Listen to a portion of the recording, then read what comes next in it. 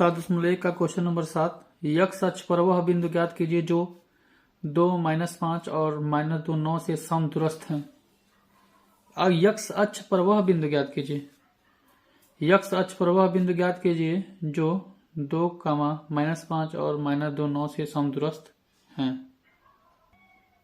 X अक्ष पर बिंदु चाहिए तो ये मूल बिंदु होता है। हमें जब भी चलना होगा हम हमेशा मूल बिंदु से चलते हैं।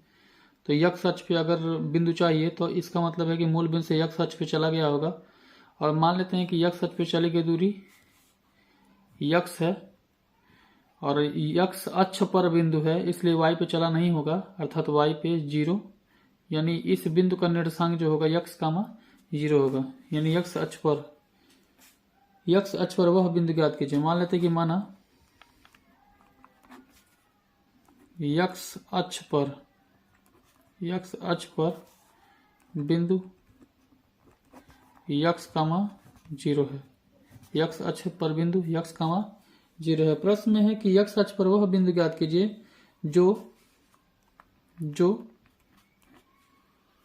-5, 2, -5 और -2, 9 से समान दूरी पर हो। माने यह जो यक्स अक्ष पर बिंदु है इससे, इस बिंदु से और इस बिंदु के निर्देशांक से समान दूरी पर है। इसका मतलब ये है कि अगर हम इसको P माने, इसको Q माने और इसको R माने तो प्रश्न के हिसाब से, अकॉर्डिंग टू क्वेश्चन, प्रश्न के हिसाब से ये जो QP है ये RP के बराबर है। यानी QP बराबर RP, यानी QP बराबर RP। प्रश्न में लिखा है कि जो यक्स अक्ष पर निर्देशांक है वो इन दोनों बिंदुओं से समदूरस्थ हैं। मान इससे जितनी दूरी पर यह बिंदु है उतनी ही दूरी इस बिंदु से भी है। यानी इस निर्देशांक से यह जो बिंदु है जितनी दूरी पर है उतना ही दूरी पर इस बिंदु से भी होगा। यानी इस निर्देशांक से जितनी दूरी पर है उतना ही इस निर्देशांक से भी दूरी पर होगा। यानी यक्स, 0 समान दूरी पर होगा।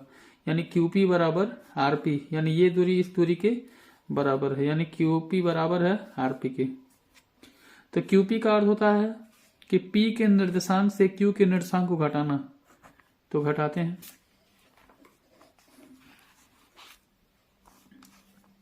QP बराबर RP, तो Q से P के बीच की दूरी, Q से P के बीच की दूरी का मतलब है P के निर्देशांक से Q के निर्देशांक को घटाएंगे। यानी P के निर्देशांक से Q के निर्देशांक को घटाएंगे। तो पहले वाले में से पहले वाले को घटाते हैं, यक्स -2 का वर्ग।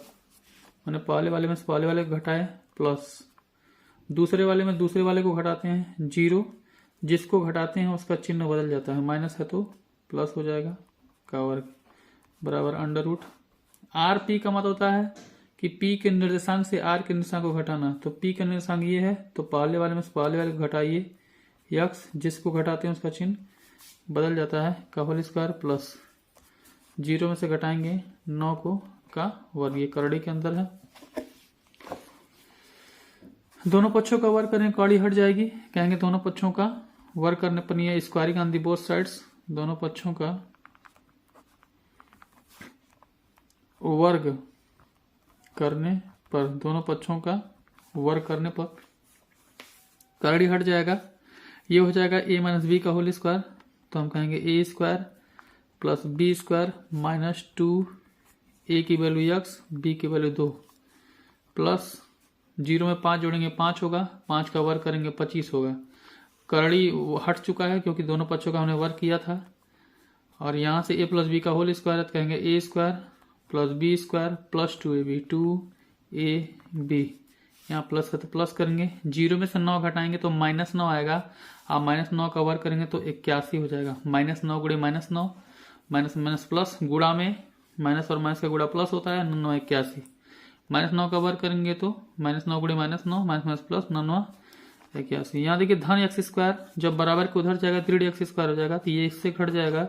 और धन 2 का वर्ग 4, जब उधर जाएगा तो ऋण 4 हो जाएगा, ये इससे घट जाएगा। तो ये हो जाएगा -4x, और 2 दूना 4x इधर आएगा, -4x ये भी हो जाएगा, बराबर 81। धन 25 उधर जाएगा, ऋण 25, तो -8x बराबर 11 में से 5 जाएगा 6 और यहाँ 7 में 2 जाएगा 5, तो x बराबर हो जाएगा 56/-8, इनके बीच में गुणा है -8 इधर आएगा भाग हो जाएगा, 8 का मान 8 7 56, तो हो जाएगा x बराबर 7/-1 यानी -7। तो कहेंगे अतः